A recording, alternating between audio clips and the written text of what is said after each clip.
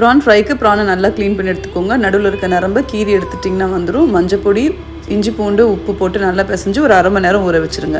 அதுக்குள்ளே வெங்காயம் தக்காளியை கட் பண்ணிக்கலாம். கடாயில் எண்ணெய் காஞ்சதும் சோம்பு கருவேப்பிலை தாளிச்சிட்டு வெங்காயமும் தக்காளியும் போட்டு வதக்கிக்கோங்க. நிறைய சிகப்பாக வதங்கணும்னு அவசியம் இல்லை, மீடியமாக வதங்கினாலே போதும். 1 ஸ்பூன் மிளகாய் பொடி, 1 ஸ்பூன் மல்லிப்பொடி போட்டு நல்லா வதக்கிட்டு அது கூட இந்த ஊற வச்ச ப்ரானை போட்டு மூடி போட்டுருங்க. தண்ணி சேர்க்க வேணாம் இப்போதைக்கு. அது வெந்துகிட்டே இருக்கிறப்போ ஒரு அரை முடி தேங்காய் எடுத்து அதில் கொஞ்சமாக சோம்பு, ஒரு அரை ஸ்பூன் சோம்பு, ஒரு பெரிய பட்டை துண்டு போட்டு அரைச்சி அந்த பாலை வடிகட்டிக்கோங்க. இது ஃப்ரிட்ஜில் வச்சதுனால தின்னாக இருக்குது, பட் க்ரீம் தனியாக வந்தது. ஸோ அதை நல்லா சேர்த்து நல்லா வேக விடுங்க. ஓப்பன் பாயிலில் விட்டுட்டிங்கன்னா கொஞ்சம் நேரத்தில் நல்லா வற்றி போயிடும். நல்லா சுருளை வதக்கிட்டு அதில் ஃப்ரெஷ்ஷாக அரைச்ச மிளகு போட்டிங்கன்னா சூப்பரான ப்ரான் ஃப்ரை ரெடி.